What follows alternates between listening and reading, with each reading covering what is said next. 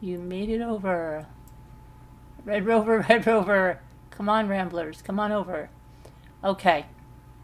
So, sorry we're a little late from the auction, but sometimes our auctions run late. Hello there, Gail B. L. Cassie. Oh, look, that rhymes. Dina Elizabeth. You At Granger. White Angel. And everybody coming in. Welcome, welcome. 32 in here already. Thank you. All right. So, let's talk about Bryan Kohberger. Shall we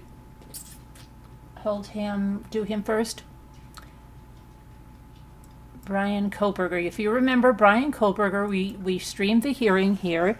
They were trying to get a Frank's hearing for him because they felt that they wanted the DNA to be excluded, to not be admitted into evidence because they were trying to say that it wasn't collected in the right way, yada yada yada. We watched that, and the Mr. Gonsalves said, even though something's going to go in your favor, it's still very tense because you don't know until you know, right? So yeah, he was very relieved that the judge denied everything, and with the judge denying everything, he also is eligible for the death penalty should he be convicted of this. So I know that people were saying, oh, is he going to walk free? Is he going to walk free? But no.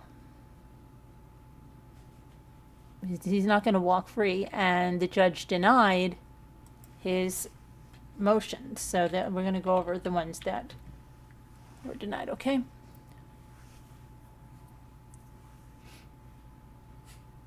Denied. I don't know what is going on with my computer here because I'm trying to bring this up. Okay, here we go. To suppress evidence is what it was. And the judge denied it. And he denied the Franks hearing. So judge has denied motions to suppress evidence in the upcoming trial of Bryan Kohberger. He is charged with 4 counts of murder in the deaths of those 4 Idaho students, Ethan Chapin, Xana Kernodle, Madison Mogan, and Kaylee Gonsalves, who were killed in the early morning hours of November 13th, 2022 at an off-campus house in Moscow, Idaho. So last month, the defense attorneys were asking the judge to throw out most of the evidence in the case because they say it hinges on an unconstitutional genetic investigation process. But on Wednesday, the judge, Stephen Hippler, denied those motions. Although Kohberger's attorneys argue that law enforcement violated his constitutional rights when they used a process called investigative genetic genealogy, or IgG, to identify possible suspects. Okay, so Ann Taylor wrote in her filing, and I'm going to quote it, "There would be no investigation into him without that original constitutional violation." They later continued, "Without IgG, there is no case, no request for his phone records, surveillance of his parents' home, no DNA taken from the garbage out front, because the IgG analysis is the origin of this matter. Everything in the affidavit should be excised."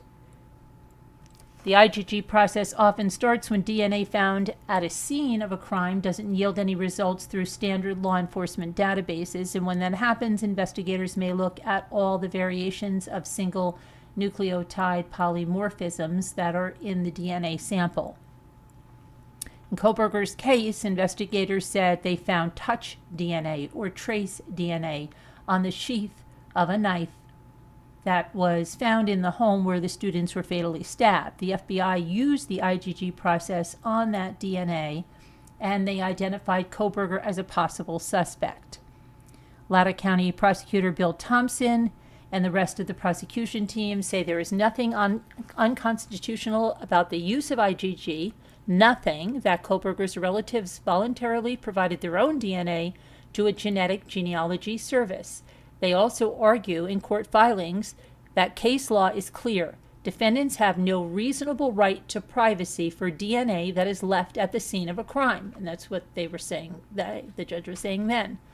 Kohberger's defense team also contended that the search warrants in the case were tainted by police misconduct. And they said that once Kohberger was identified as a possible suspect, law enforcement officers either purposely or recklessly lied or omitted crucial information when they asked the court to issue search warrants for his apartment, his parents' house, his car, his cell phone, and even his own DNA.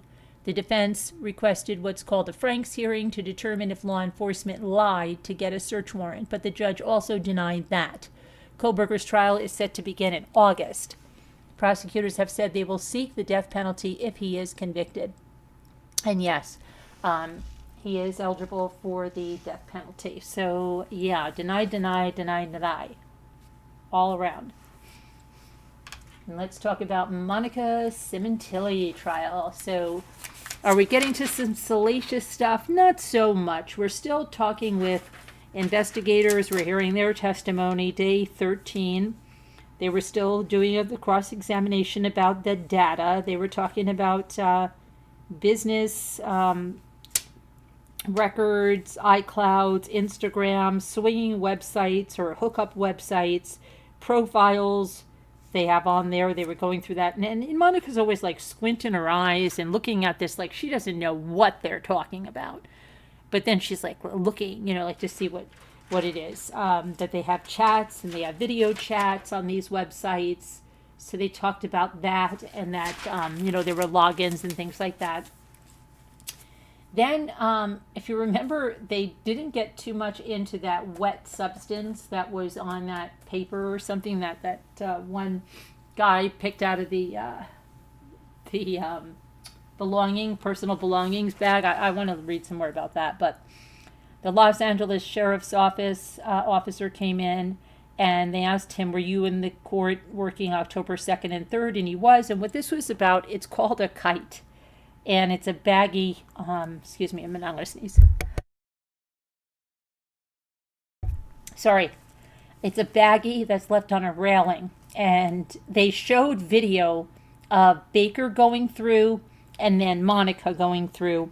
And then later, they picked up 2 items. Now, my gosh, if you would look at the coding, anybody that doesn't like math, and I wish my husband probably would figure it out in a minute, but there's like all these numbers, and they're so, like, it's crazy, the way they're written, and it's supposed to be some kind of a code, right, that they're going to figure out this secret message, but the officer said, like, gang members do this, it's called kites, they leave messages, so they check the railings.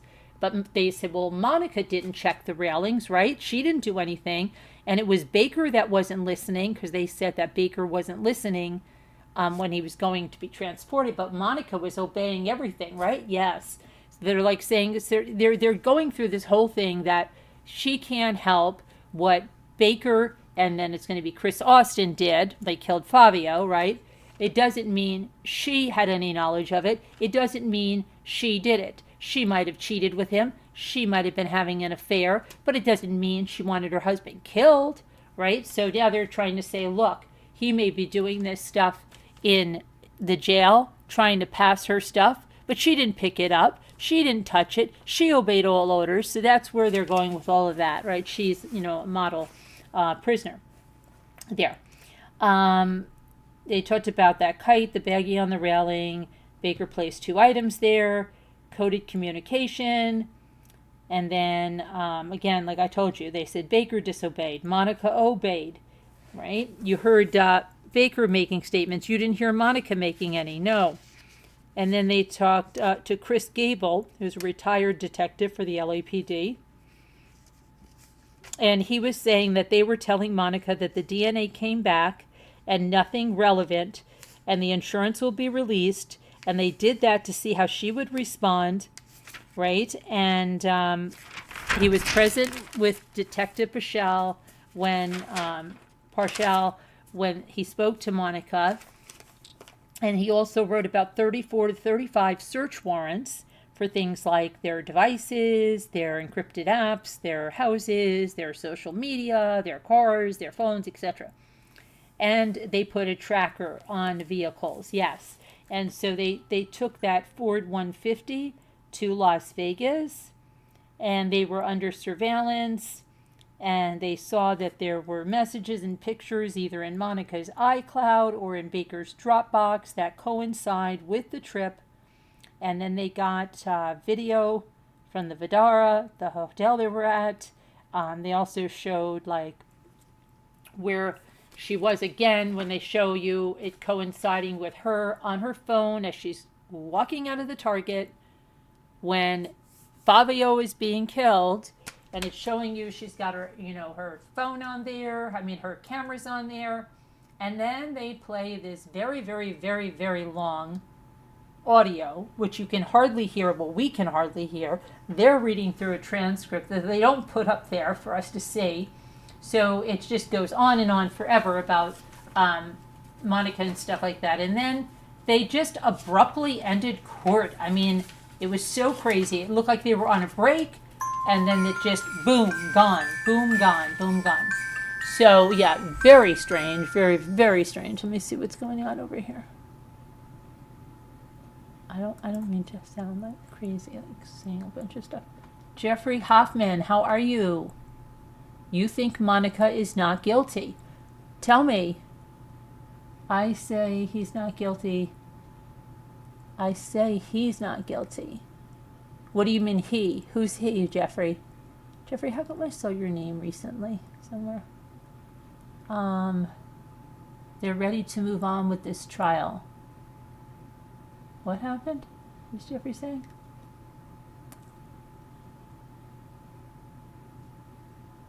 What case? Oh, you say that Kohberger is not guilty? Okay.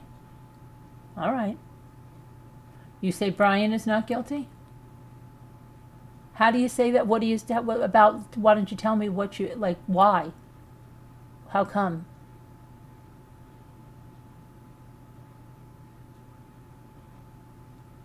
Tell me like what's your reasoning?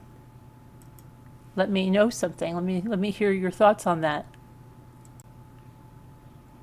What would it be there, Jeffrey?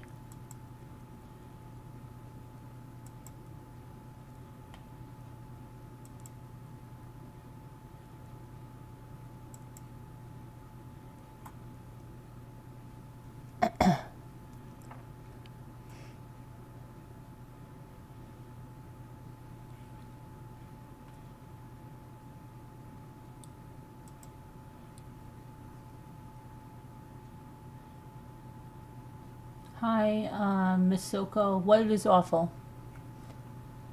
What's going on with Miss Soko?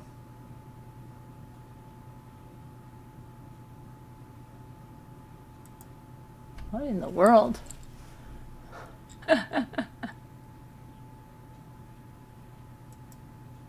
Figure out my Wi-Fi. What the heck? Okay. That's funny. So, Jeffrey, why do you think that Bryan Kohberger is innocent? Tell me why. Tell me why. Tell me why.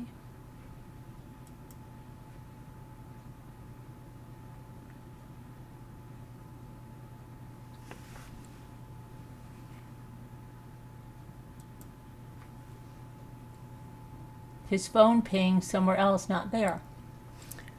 His phone pinged somewhere else, not there. Okay, Jeffrey. His phone did ping somewhere else. He took a ride, but his phone did ping around there as well. And then they have him on that long ride. Remember when he went out? We actually have a lot of videos about it. We even had Jeff H., who I know you're not Jeffrey H., and even though you are a Jeffrey H., you're not the Jeff H. But he did a map and stuff for us, and we went around.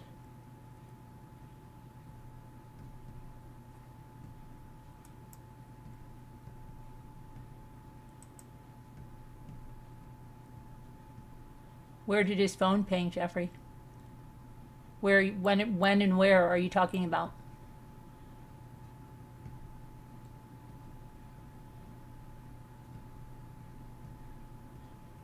Is anybody watching the rose petal trial? Because Scooter said there was a big shakeup in that today. The rose petal trial in South Carolina.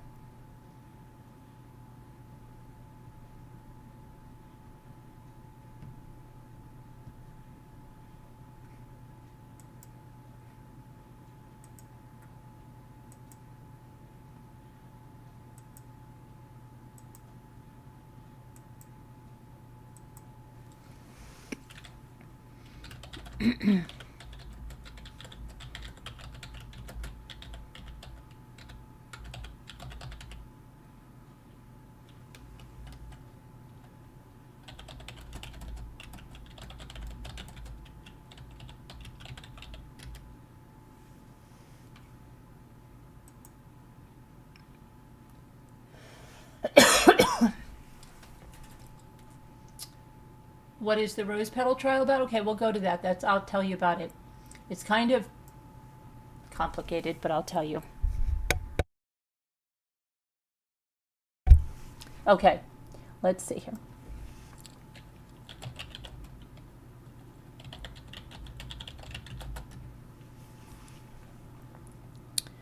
All right. Let me get you some back stuff for the rose petal trial. Okay. So who's on trial? It's 32-year-old Zachary David Hughes of Greenville, South Carolina. Let me get you a photo of him. Okay.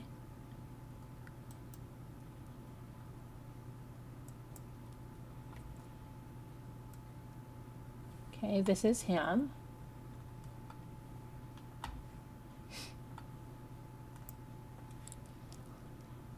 That's his mugshot there. All right.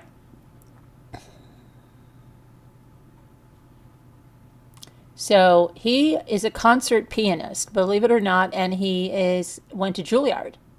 Okay. He is accused of stabbing 41-year-old vet tech Christina Parcell to death on the morning of October 13th in 2021 at her home in the Canebrake neighborhood of Greer, South Carolina.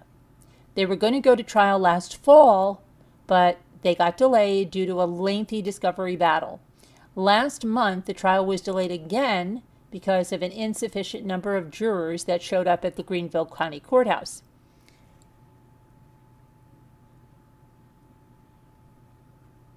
Let's see here.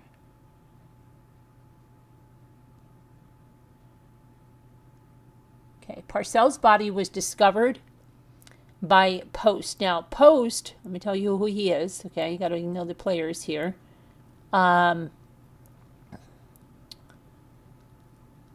Bradley Post. And this is where it gets weird, okay? Because Jimmy was watching this one, and I said, I don't know if it's a little too much stuff for us, okay? So anyway,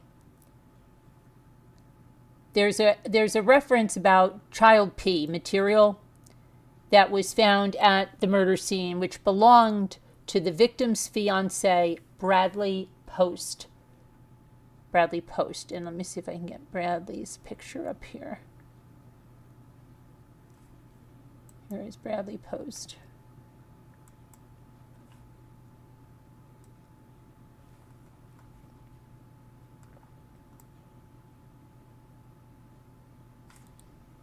Uh-oh. Okay.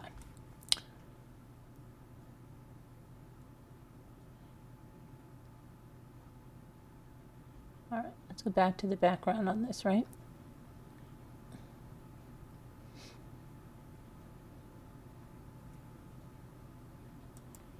So he discovered her body shortly after 11 a.m. on October 13th in the front living room of a suburban home that was owned by her sister, Lutina Parcell. He called Parcell multiple times on the morning of her murder. They went unanswered. He drove to her home to check on her, and he found her murdered. In a statement to the Greenville County Sheriff, Hobart Lewis confirmed Parcell had been brutally stabbed multiple times and murdered in a very violent way. The killer allegedly sprinkled rose petals or dead-headed roses around her body after dragging and posing her in the front living room. Rose petals were sprinkled around her body, and there were drag marks, so they knew the scene was staged. Parcells' cause of death was recorded by the Greenville County Coroner as a homicide due to multiple sharp force injuries. And this is the victim, Christina Parcell.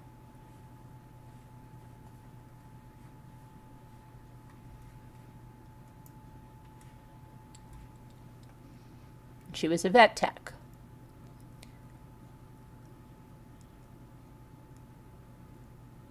During an April 6, 2022 court hearing, let me see who this is that did this. Wilkins.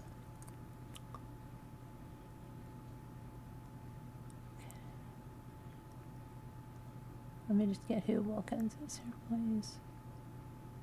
Okay, so the South Carolina 13th Circuit Solicitor Walt Wilkins is the one that wants to leave that child P stuff out of this. Well, okay. During April 6, 2020, Wilkins indicated that Parcell had been brutally stabbed in the neck and head area, and that she had sustained approximately 31 different stab wounds by a sharp object. Now, Hughes was arrested on November 3rd of 2021 and charged with Parcell's murder. The arrest shocked the area, and he had not been known to have any connection to Parcell. Hughes was held without bond at the Greenville County Detention Center since his arrest. At the time of her murder, Parcell was involved in an extremely contentious custody battle with 64-year-old John Mello. Now, this is John Mello. I'm going to show you him.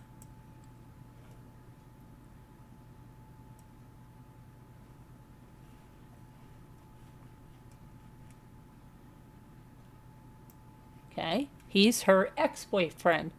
Okay, so the other gray-haired guy is her fiance. This guy's her ex-boyfriend, and the concert pianist, he was not, thought to have any relationship with her at all. So her ex-boyfriend is the father of her young daughter. Mello and Hughes were very close friends, so that's the connection. He is very close friends to the concert pianist, right? And Wilkins claimed that the two reportedly used the encrypted smartphone application WhatsApp. Now, we're hearing a lot about WhatsApp, okay? We are hearing it in the Monica Sementilli trial. We're hearing it here. We're hearing Viber. We're hearing WhatsApp. We're hearing these encrypted apps. And these encrypted apps are how these people are doing this stuff, and they're able to erase it without a trace. Yes, they will see that you created the app. Yes, they will see that you logged in, but they're not seeing your messages if they are deleted. So, problem there, right? Because now they're all going to be using them. So, burner phones with WhatsApp, burners phones with Viber. Okay. So, they allegedly used that.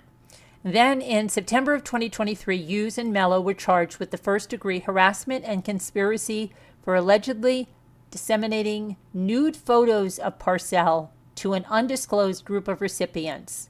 Okay, so they are also charged with taking nude I don't know, they took them. They, in their possession, they had them, and they distributed them. So let's see what else is going on about this case.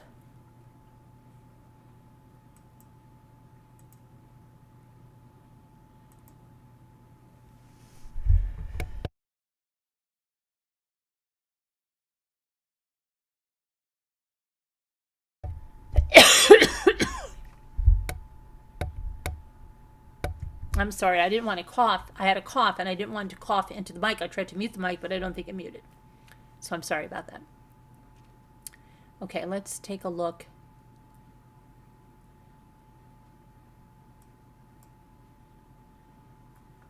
At this now again. So again, Zachary Hughes is a pianist. He's on trial for the murder of Christina Parcell.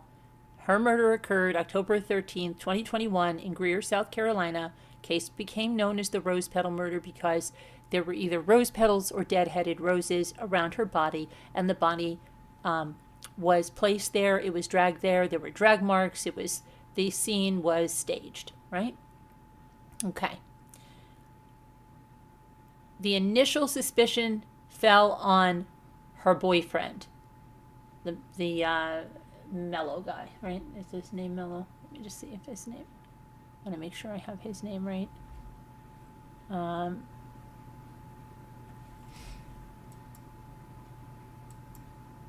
Where's the other gray hair guy? What happened to him? This one. Her boyfriend fell on this guy. The initial. And later on, despite that, the father of her child, Hughes, okay, so the father of her child and Hughes were arrested. So, excuse me, that's not Mello. I'm very sorry. That is Bradley Post. Okay, Bradley Post is her boyfriend. John Mello is her baby daddy. And I believe they were married. But this is the baby daddy. And this, the other guy, the pianist guy, let me see if I can get a picture of him over there. Come on. The redhead. They didn't know like what was going on, but it ended up that he was really close with her baby daddy, John Mello, this guy, John Mello. Okay. Now we're getting somewhere. We'll see how quickly we do the deep dive. The visuals.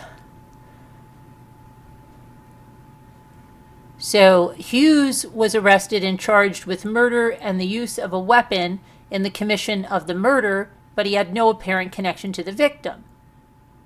But then again, they found out, he had something going on with Mello. And then there's some more stuff about like child P and about even the daughter, according to Jimmy. And so that's when I said like, oh, I don't know if we want to get into something like that. Are we going to be able to even discuss a lot of that on YouTube? But,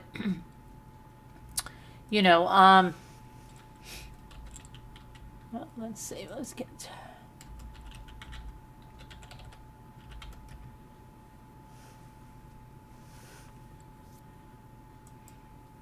All right, let's see here. Okay, so during the trial,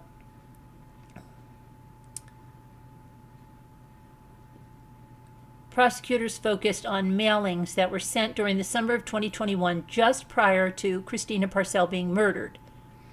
And investigator Dan Bevel from Greenville County Sheriff's Office was the first witness that they called. And he said that he led the investigation that went between Parcell and music producer John Mello. So John Mello, that guy right there, is a music producer. He's also the baby daddy. He's the ex-boyfriend, father of her young daughter. They were never married. That's because he's a music producer, would explain why he is connected to Hughes, who's the concert pianist, right? Okay. And this includes the investigation into the mailings that contained nude photos of Christina Parcell, which Mello and Hughes are accused of conspiring to send out in the months before her murder. Mello and Hughes were allegedly harassing Parcell as part of a contentious custody battle over their young daughter. Let's see. Walt Wilkins conducted the direct examination, and the jury viewed an alleged escort site advertisement that was sent to multiple individuals and addresses tied to Parcell and her fiancé Bradley Post. Bevel told the jury that when he compared the various advertisements within the envelopes, he noted that while the wording was the same between them, the font type and size and alignment of the words was varied. The website listed on the advertisements was an escort site that Bevel said no longer existed. When Bevel typed the address into the web browser, it directed him to another escort site. Bevel told the jury that the advertisements identified the woman in the photos as Caroline Warren. The only thing identifying the woman as Parcell was the note contained with the materials. So they put a note in there that looked like this.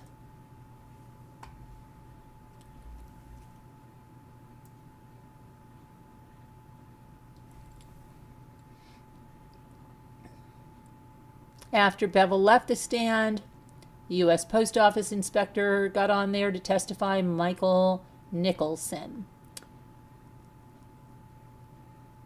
And they were trying to determine if there might be a possibility for federal charges related to the mailings. According to Nicholson, when he reviewed the envelopes, they were postmarked in Greenville and Knoxville, Tennessee. Greenville County Sheriff's Office Master Deputy Blake Wolf was then recalled to the stand to testify about his involvement in the harassment investigation that was tied to the mailing sent the summer before Christina's death. He testified that he had a task of getting the search warrant for both Mello and Hughes's Gmail accounts. Among the email investigators were able to obtain between Hughes and Mello were messages where they discussed Christina Parcell, which referred to her as Sweet Caroline Warren, the same name utilized in the mailing sent prior to the murders. Among the hundreds of emails Wolf said were exchanged, an email sent on May 16th caught his attention. So, yeah, there's, I can't really show this because it has some risque stuff, but it says, okay, Georgia boys, I'll be concluding a quick Alabama tour and was considering spending a day in Marietta. Question is, are you ready for me? I'll have very limited availability at an upscale in-call location, so get in touch with me soon so we don't miss out on each other. And they had, there was some advertisements of hot singles and stuff like that I can't show here. But that's the email. Wolf told the court that the email Mello sent to Hughes appeared to be a forward of an email from an account with a Proton Mail email address. This account appeared to be linked to a private investigative company called Mullen Investigations. The email contained an attachment of the exact same escort advertisement that was sent in the envelopes intended to harass Parcell prior to her death. Wolf testified that as part of his investigation, he attempted to locate a private eye in South Carolina with the name Mullen, but was unsuccessful, as were his attempts to obtain information about the Proton Mail account from which the message was sent. Then they have the cellular forensics. Charles Cunningham took the stand about the extractions that were made on the cell phones and testified that the messages obtained from Hughes's device came from Facebook Messenger and WhatsApp. When asked how many messages he was able to extract between Mello and Hughes from October 20th to 2020 to October 7th, 2021, he said, I believe it was in excess of 1,000. It was a great deal. When defense attorney Andrew Moorman began cross-examining Cunningham, the courtroom came to attention when he asked the investigator about a cell phone extraction the prosecution didn't reference. And that's the one on the phone of Bradley Post. That's her current fiancé, right? Both prosecutors shifted to the edge of the seats, right? As it became clear, the defense attorney was seeking a way to let the jury know about the child P materials. That was they were previously ruled inadmissible. Mormon proceeded with his questioning after asking Cunningham if the extraction of Post's phone occurred after Parcells' murder, to which the investigator replied, "Yes, sir." The objection from prosecutors finally came when Mormon asked Cunningham if he had contacted a member of the Greenville County Sheriff's Office. The judge overruled the objection. Mormon proceeded cautiously in his questioning.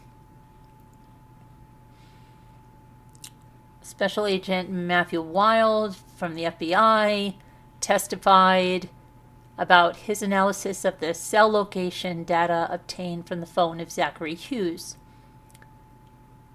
Okay, so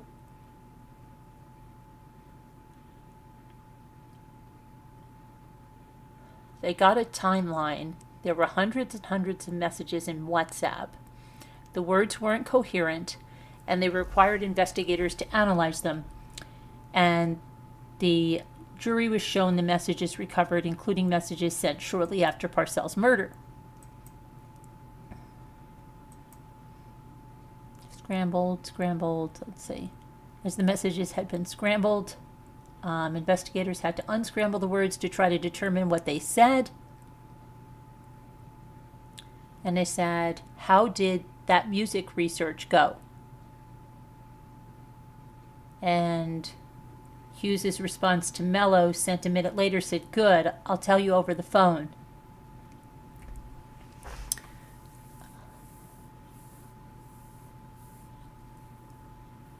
Okay, and then let's see. Wilkins asked the investigator a haunting question. What was one clear way that John Mello could be assured that he would get custody of his daughter?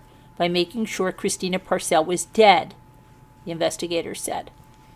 On Friday morning, February 14, 2025, the defense conducted a cross-examination of Sparkman before the state calls the medical examiner and the DNA expert.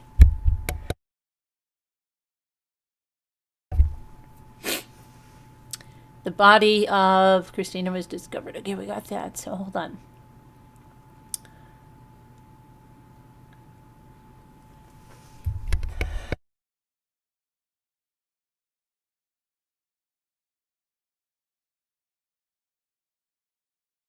Hold on 1 second. I have to get a drink because I am coughing. This is really a busy case. It is. And we're a scooter to talk about this busy case. Let me get something to drink. Let me just get something to drink here. I'm going to get some juice.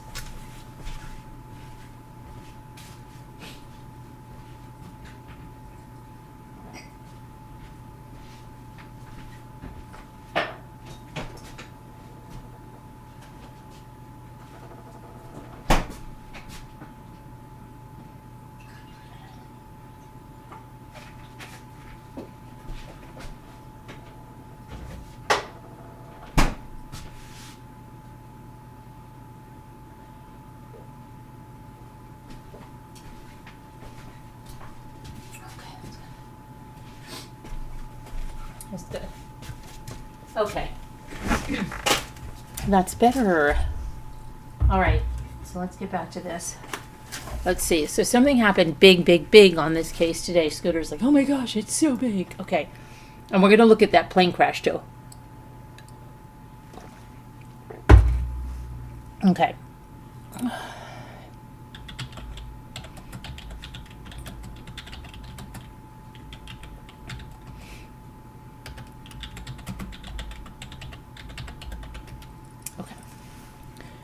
Alrighty.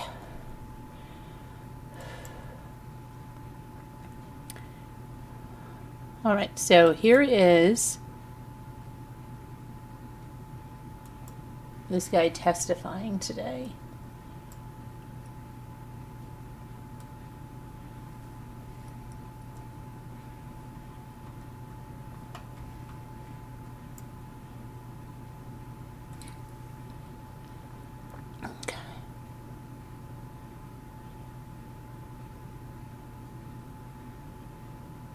He admitted that when he testified, he admitted that he committed the the murder, and then it led to an arrest of John Mello, who, let's talk about this.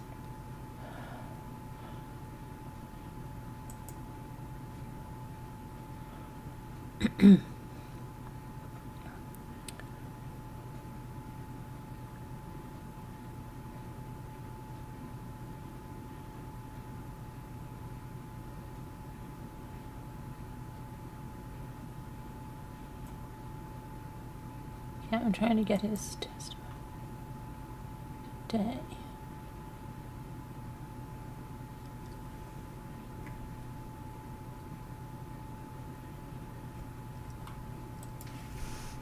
Okay.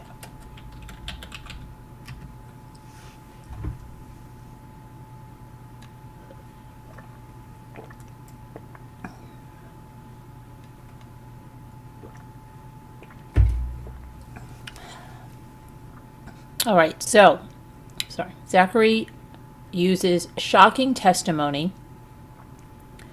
led investigators to charge John Mello in connection with Christina Parcells' murder. And again, if you forgot, Mello is the baby daddy. All right. She was found stabbed more than 30 times. The judge in Hughes's murder trial barred the jury from learning that Parcell and her fiancé were suspected of making child essay material. And they stopped Hughes's testimony multiple times when he tried to allude to his concerns. Hughes testified that Mello frequently told him about the grave concerns he had for his daughter's safety. So now you're getting this right. Allegedly, this guy is very concerned that Christina, the murdered woman, and the boyfriend, this guy right here, were making child SA material. Okay? And his testimony was stopped numerous times when he tried to allude that John Mello, who was just arrested, who's the baby daddy, had concerns about this. In one conversation Hughes recounted on the stand, Mello allegedly approached him and asked if he would consider accepting $5,000 in exchange for killing Christina Parcell. Hughes said he immediately refused, but Mello approached him again a second time and asked, would he take $10,000?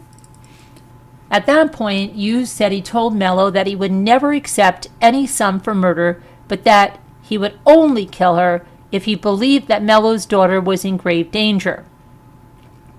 Less than 3 hours after Hughes's testimony, the Greenville Sheriff's Office announced it had obtained warrants charging Mello with accessory before the fact to a felony and solicitation to commit a felony based on the open court testimony during Hughes's trial. Mello was previously charged along with Hughes for distributing porn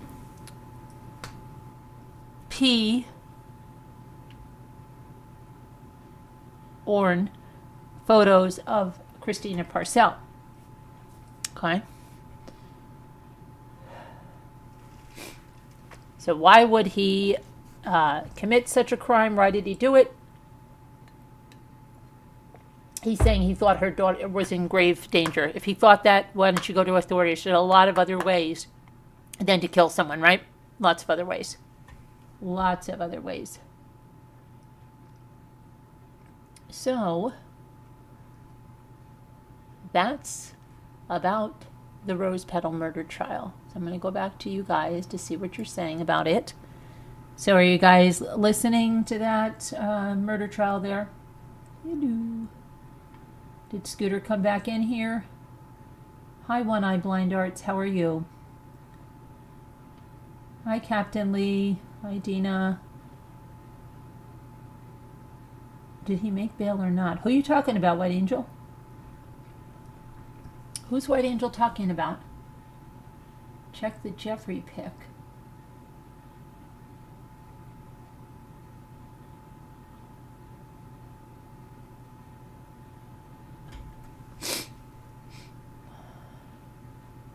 Oh, you mean in the chat?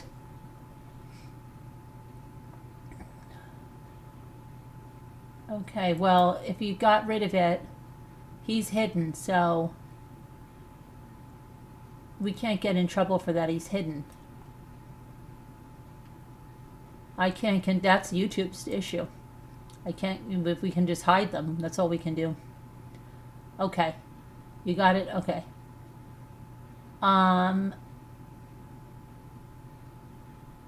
So, thank you. This is, yeah. Let's see about that mid-air plane collision, right?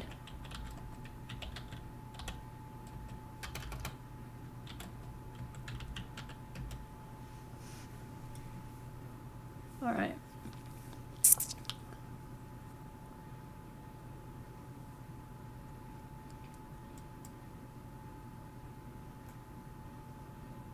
So let's see, there were two, it's in Marana, Arizona.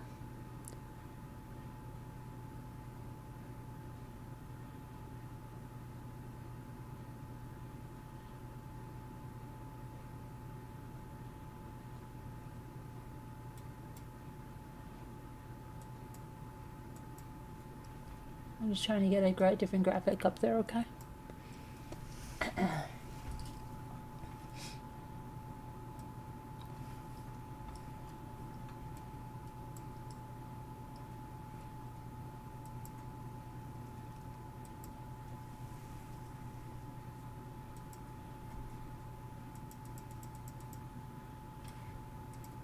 All right.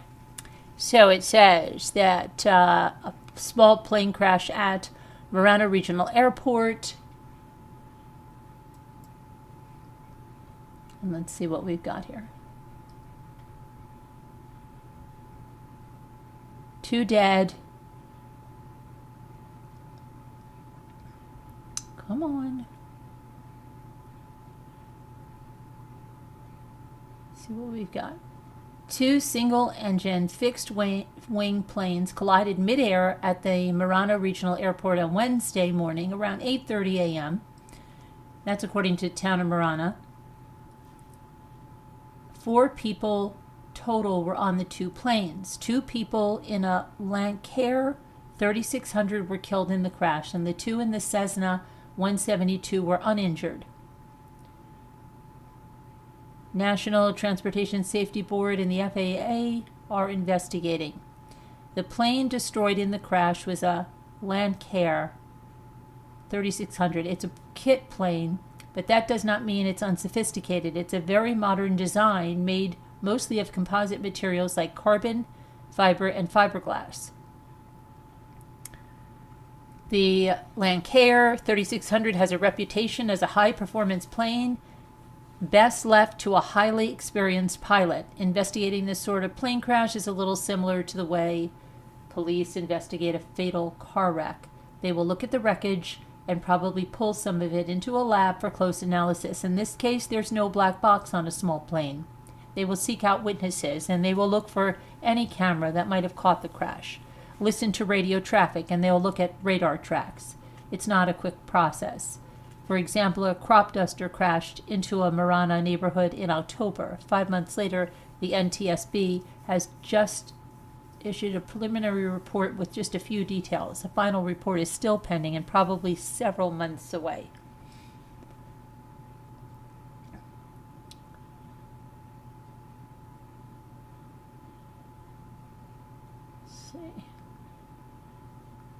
On behalf of the town of Marana and the Marana Regional Airport, our hearts go out to all the individuals and families impacted by this event. This is an unprecedented event, and we are grateful for the swift response from the Marana Police Department and Northwest Fire District. So that's that. Let's see what else we have here. Let's see.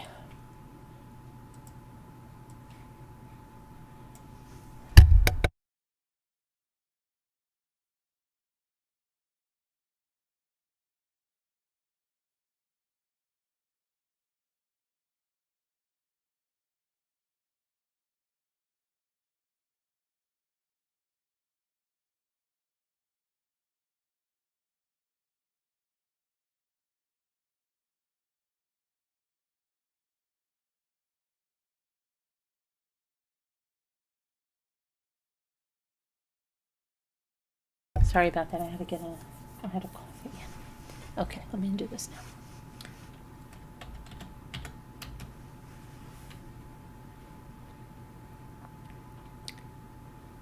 now. Okay, so here's another someone that wanted their wife killed.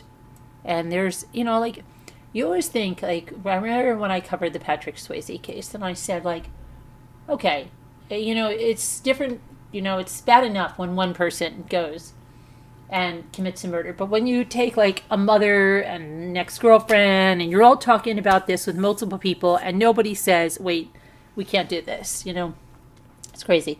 So a husband and 4 other men are charged in the murder for hire of this California businesswoman. So 5 people, right? And out of 5 people, they didn't say, like, whoa, I don't think so. Police say they've arrested 5 men in connection with the murder for hire of the California businesswoman. 44-year-old Yesenia Jessica Torres' husband was one of the 5 suspects. San Bernardino Police Chief Darren Goodman said the surveillance video showed a gunman approaching Torres' car Torres as she walked out of a restaurant, on January 10th, chased her around her car before gunning her down in broad daylight. Initially, police thought it was a robbery, but they soon learned otherwise. These criminals targeted this victim in a murder-for-hire scheme that was stemming from a contentious divorce. Police said they identified 2 suspects within 4 hours of the shooting. Initially, they said they thought it was a robbery. Jessica was a businesswoman in our community. She was well known and well respected. She was civically engaged and supported numerous endeavors throughout our city. The gunman was identified as Geraldo Llamas Torres, 31, and the getaway driver, witnesses provided a license plate number, was Arnoldo Ruelas, 54. They were arrested January 16th. As investigators sorted through the case, they recovered evidence linking them to the murder, including a large sum of money. They learned that Ruelas' brother, 37-year-old Ronaldo Ruelas, worked at a property owned by Torres, and her estranged husband, 53-year-old Sergio Reveles. Ronaldo Ruelas served as an intermediary between Revelas and his business partner Juan Perez, 42, who were arrested on February 6th. At the time, investigators seized nearly $300,000 in cash and multiple firearms. Police have not released the details of how the murder-for-hire scheme played out, but they say the suspects have been working on the plan for more than a year. More than a year, right? They don't think like, well, we're not going to. All 5 suspects have been charged with murder with special circumstances for robbery, financial gain, and lying in wait. They all have pleaded not guilty, and they were ordered held without bail. Their next hearing is set for March 14th.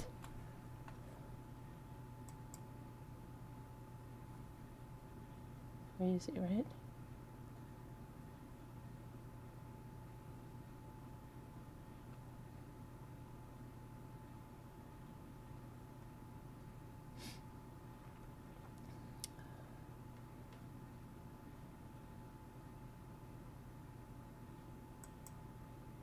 What is this about?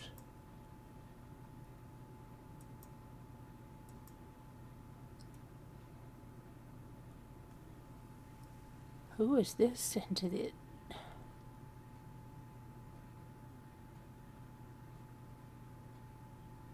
Where is, hold on a moment. The grand jury recommends abolishing the Alabama Police Department after indicting 5 members and the wife of an officer. What the heck? Where was... Hold on a minute. Isn't Crystal, the girl that her sister came here, isn't she from Alabama? Wasn't she from Alabama? Oh, they could use this in their case. They said Christopher Michael Willingham, 49, was found dead in his office on August 23, 2024. He had been last seen alive the day before. An autopsy revealed that he died from a combination of fentanyl, gabapentin, diazepam, amphetamine, and carisoprodol, and methocarbamol. Officers Cody Allen Kelso, Jason Scott Wilbanks, William Andrew Shellnut, Eric Michael Kelso, what are they, brothers, and Chief of Police Jason Shane Marlin were all indicted on a variety of charges, along with Donna Reed, isn't that crazy, Donna Reed Kelso, so 3 members of the Kelso family, who is married to Eric Kelso, Coleman County Sheriff Matt Gentry, and District Attorney Champ Crocker said at a news conference on Wednesday. Is that so? You talk about police corruption, there you go.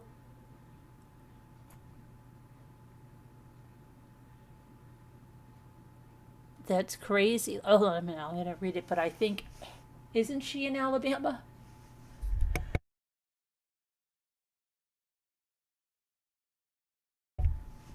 Hold on, I just want to get this. I want to get this. This is crazy.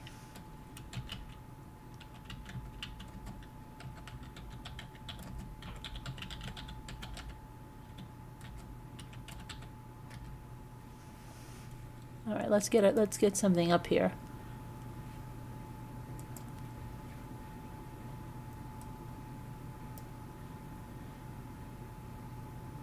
I'm trying to get a new graphic up here.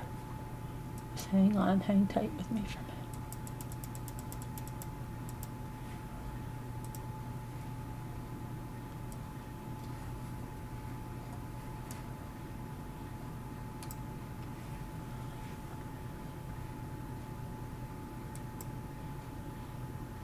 All right, so an Alabama grand jury has recommended that the city's police department be immediately abolished, finding that there is a rampant culture of corruption.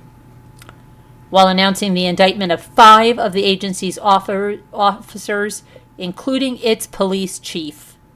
5 Hanceville police officers were arrested and charged amid a probe into the department, Coleman County District Attorney Champ Crocker said.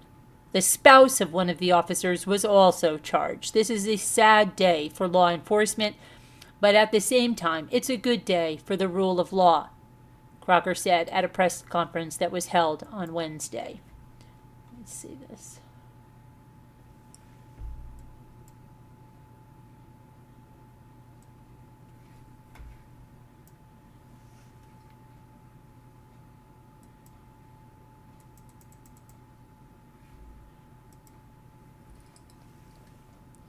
Crocker provided limited details on the case, though the investigation encompassed the department's evidence room and the death of Hanceville dispatcher 49-year-old Christopher Michael Willingham, who was found dead from a toxic drug combination at work.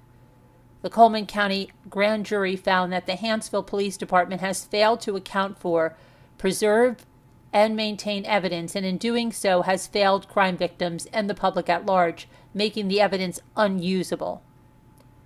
The grand jury further found that Willingham's death was the direct result of the Hanceville Police Department's negligence, lack of procedure, general incompetence, and disregard for human life.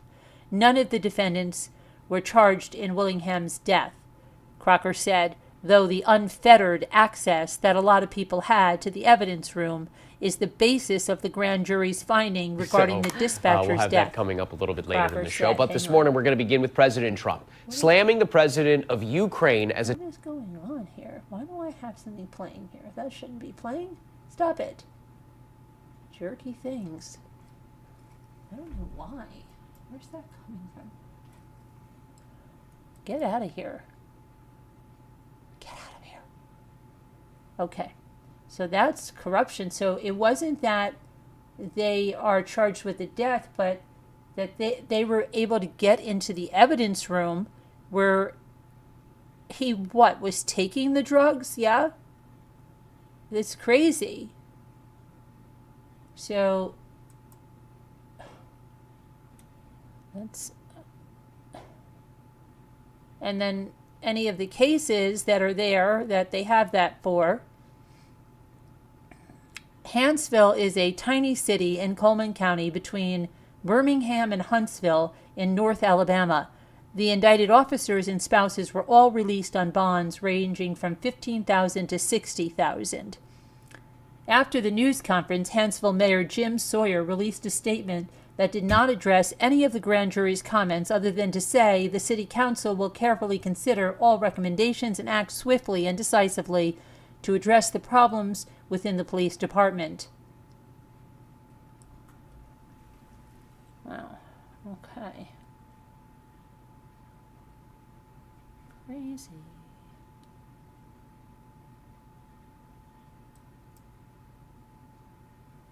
Just want to make sure you guys are here. We were grossing out, right, Carolyn? What? Grossing out?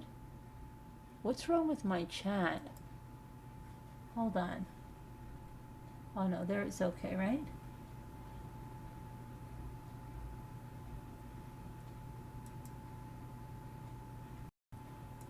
Okay, I'm here.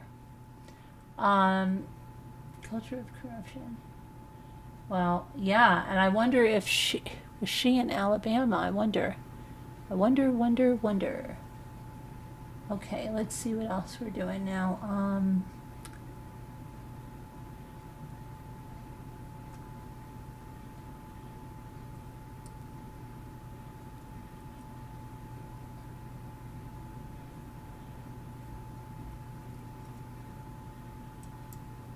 All right, let's see here.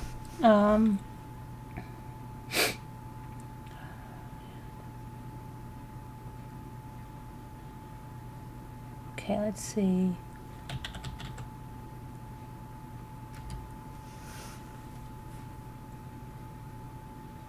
Oh, wow.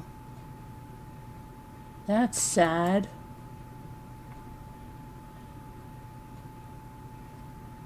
Oh my gosh.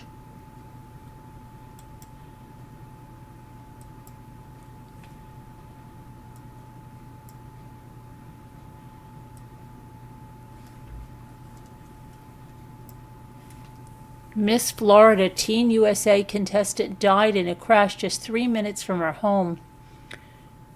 Her mother, Candace Fredrickson, said, and I quote, she had the whole world right there in her hands and she was ready to take it on. She was Cadence Fredrickson's mother. She was 18 years old and she died in a head-on crash in Florida on Monday, February 17th. The Miss Okaloosa County teen representative dreamed of one day becoming a veterinarian and had her own charity. Her mother, Lisa Fredrickson, describes the teenager as the most kind-hearted person, only wanted everyone to be happy. She died in the crash. Let's see. She had according to Florida Highway Patrol, she was driving in Santa Rosa County on Monday, and when, for reasons unknown, her car crossed the center line and crashed head-on into a tractor trailer. She was pronounced dead at the scene. She was literally 3 minutes from home, her mother says, noting it's still unclear what caused her to veer in front of the semi-truck. I have no idea what happened. Who says that she wasn't home? Who says that she wasn't home at that time but her eldest daughter, who lives next door, learned about the crash from police?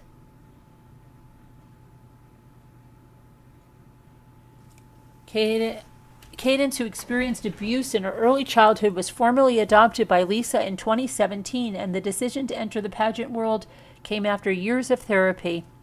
She came home one day and she said, "Mama, can I do a beauty pageant?" And I said, "Well, yeah, but if you do a beauty pageant, you have to talk in front of people," because she still didn't talk a whole lot. And she did it. She bought the ugliest dress she could find because she wanted to be like a princess. She didn't win a thing, but she was hooked. She bought the ugliest dress. I don't know why she bought the ugliest dress. I don't get that. It doesn't make sense. Her world opened up again after getting involved with another service that had a community service component.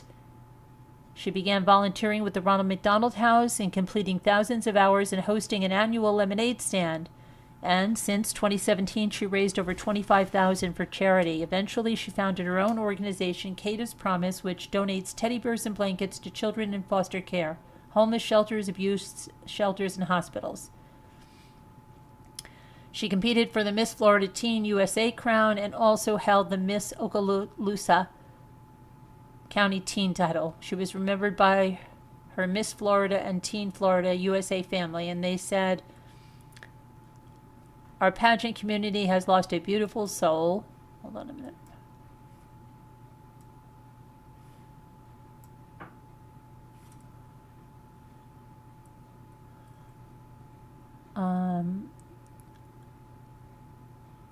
One who was a true light in the world. She was ambitious, driven, kind, and a leader among her pageant sisters. Our thoughts and prayers are with her family, friends, and all who are mourning this devastating loss. May we honor her memory by carrying forward the light she so effortlessly shared with the world and our Florida pageant community. Lisa, who is also the parent to a 13-year-old son, said that Cadence was so generous and the most kind-hearted person who only wanted everybody to be happy.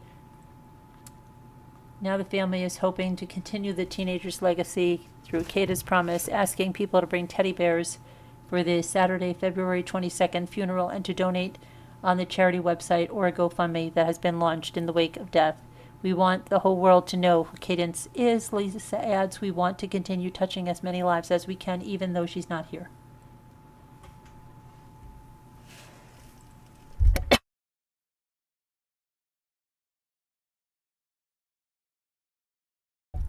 Okay.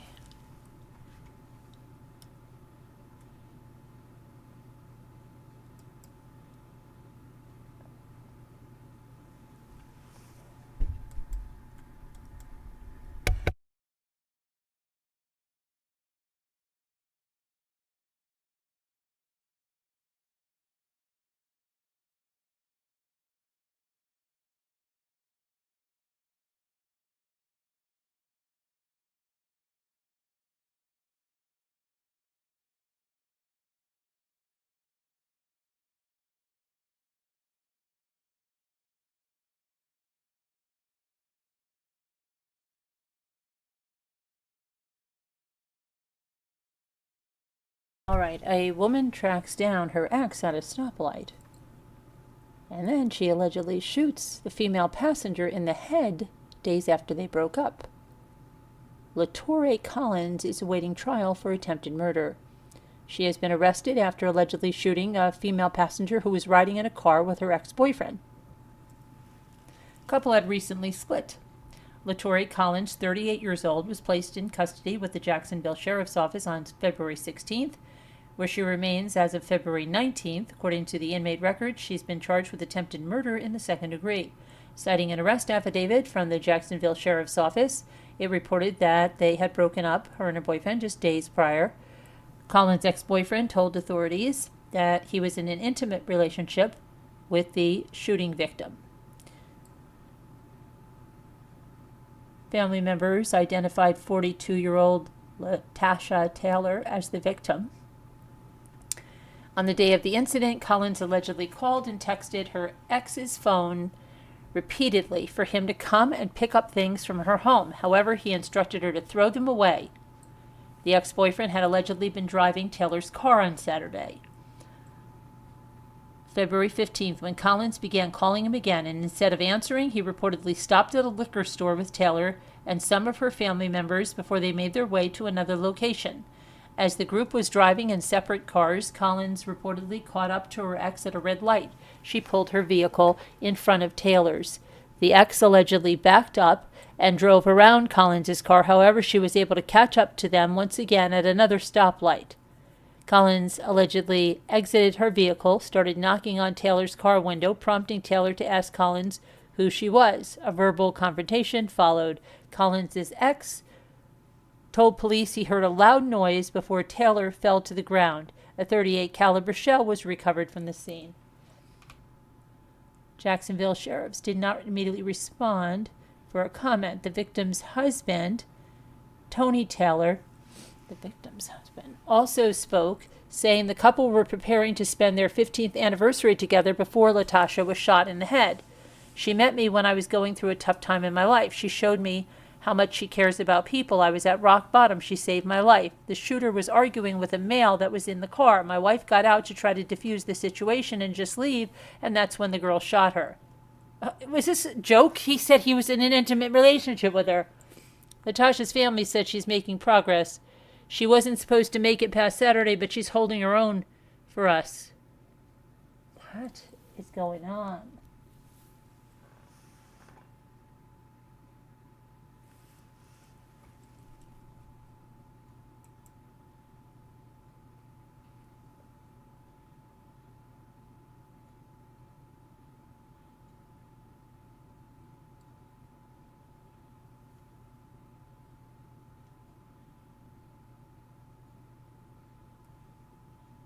Okay, let's see here.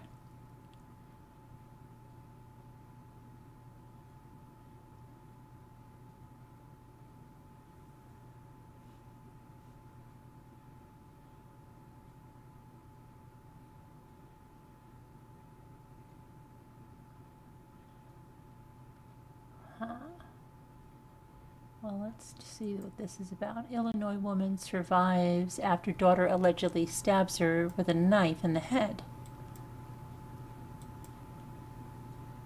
This woman looks sweet.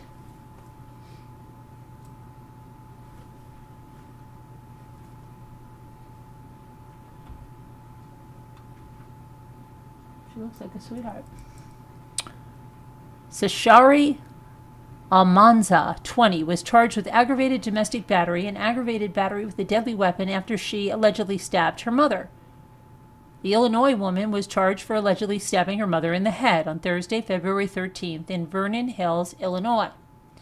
Sashari Almanza was arrested after she stabbed her mother, allegedly, 46-year-old, in the head on Thursday morning. Officers arrived at the Vernon Hills around 7 a.m. after a 911 call reported the woman was stabbed by her daughter. The caller then informed authorities that the suspect had run away. 10 minutes after the initial call, Almanza was located about a half a mile from the residence. Almanza was then arrested, and authorities recovered the kitchen knife she allegedly used in the crime. Almanza was charged with 2 felonies, aggravated domestic battery and aggravated battery with a deadly weapon. Almanza's mother was taken to the Advocate Condell Medical Center in Libertyville, Illinois, and she was treated for a stab wound to the head, was later released. A representative not returned. Wow. Crazy.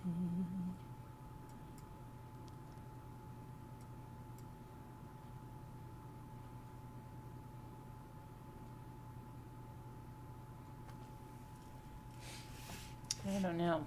It's nuts, right?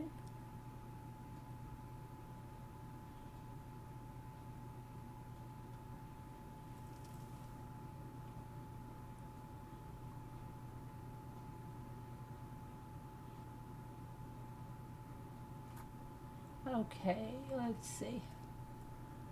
Let's see where you guys are, okay? You're over here, and jealousy is a curse, you say. Fur babies want to be fed. Okay. I think I'm going to do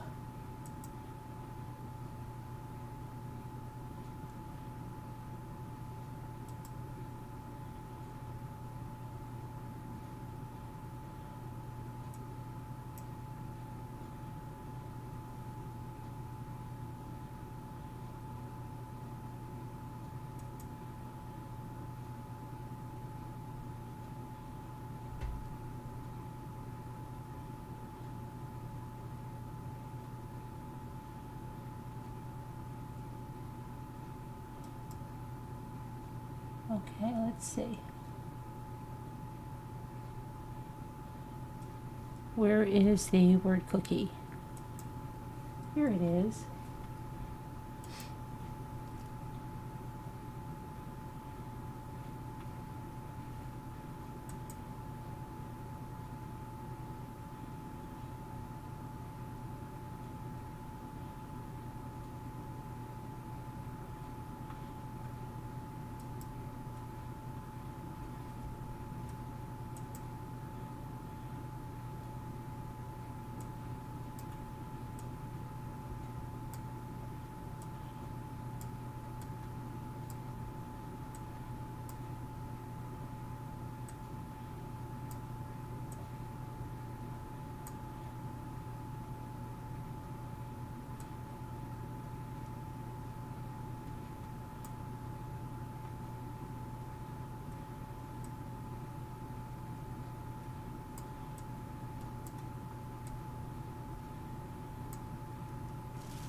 Okay.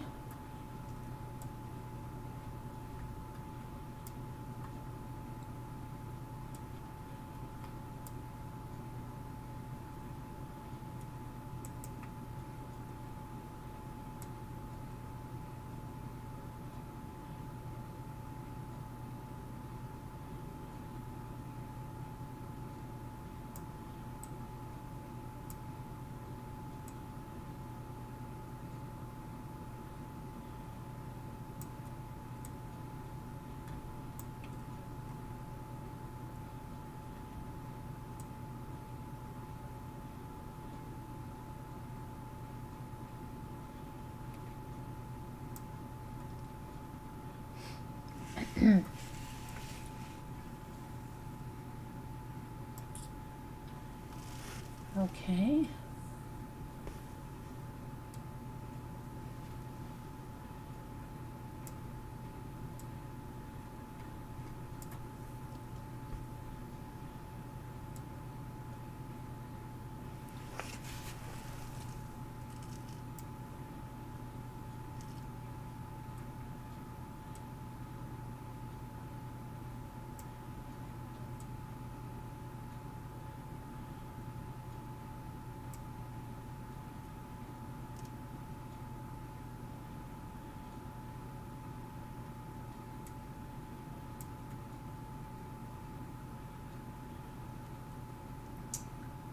Okay, let's see.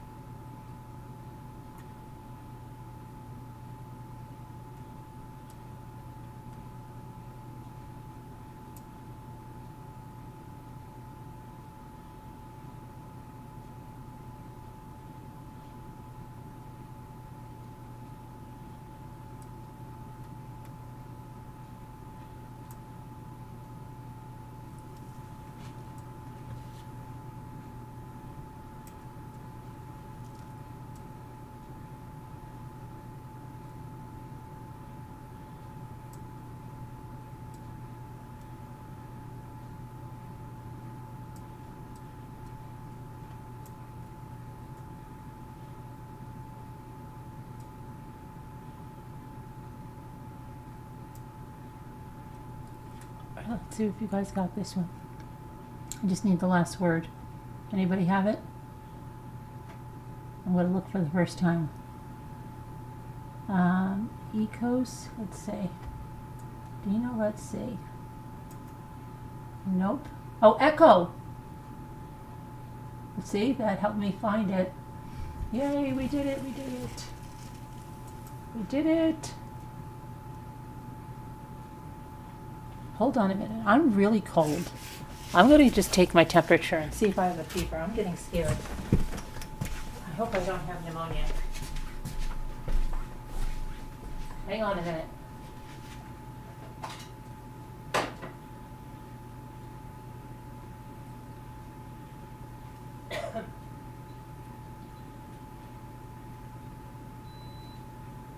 Oh my gosh, I have a fever. I have a fever of 100.4.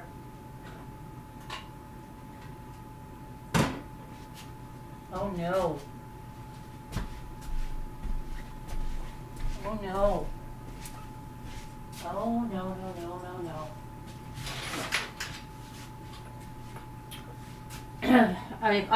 I really hope it snows tomorrow really badly, that everything is canceled, because I have to go to something tomorrow night that I can't miss.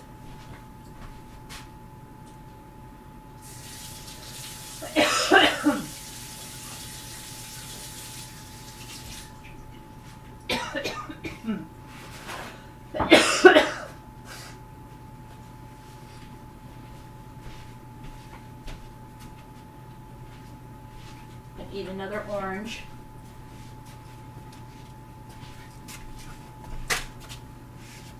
Hold on a minute.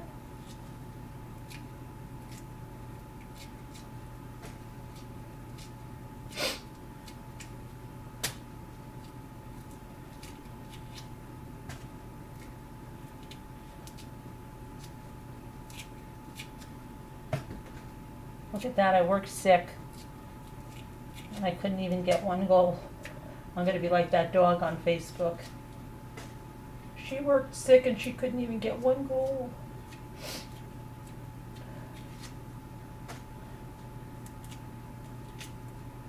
Okay. Let's see.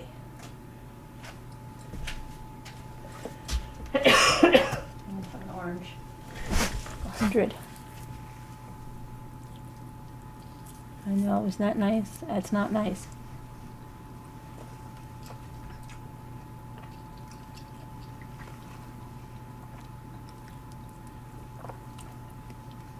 To get better fast. I'm so dedicated, Gail.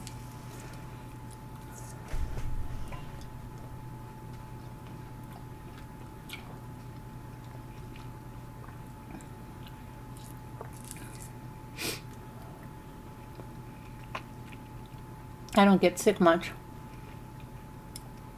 Can't think of the last time I've been sick.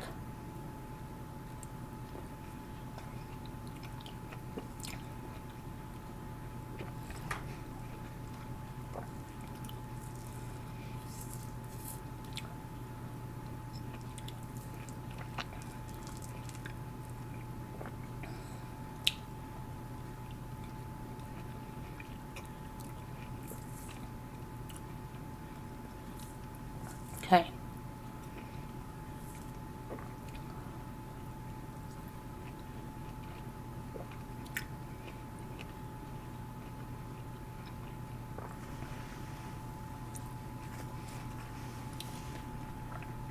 I want to play. I'm going to go lay down with my dogs in a minute. I'm going to lay down with my dogs in a minute.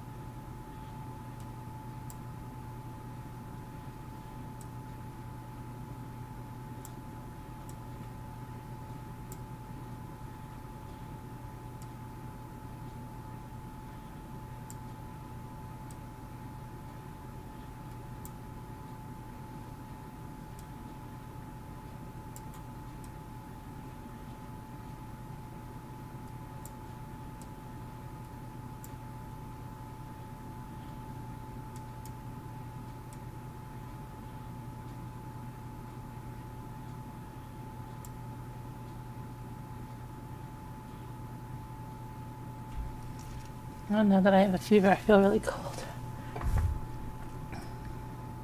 Okay.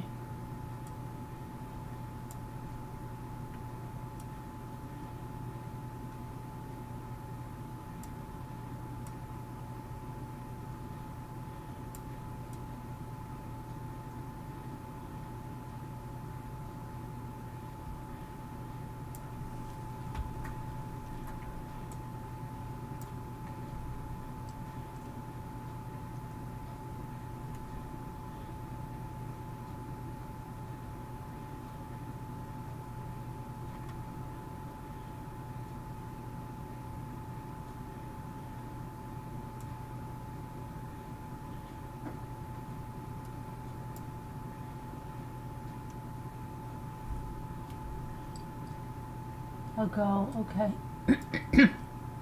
Oi. Oi. I don't know if that'll be here. It's not going to be Virgo. I don't know if that's... No. No. Or got it. Grove. Yeah, Grove would be there. Like an orange grove. I should have remembered that. Yeah. Over.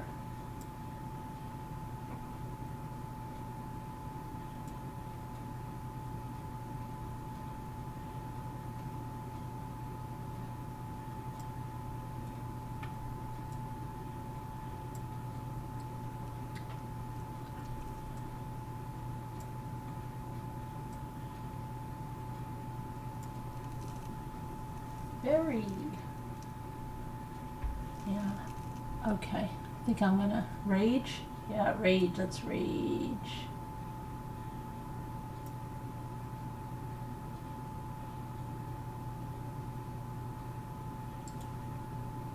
Okay. Guess we're gonna go. I guess we're gonna go. Oh, oh no. Time ended. Nobody likes me. Alright, let me go and get us out of here. End the stream.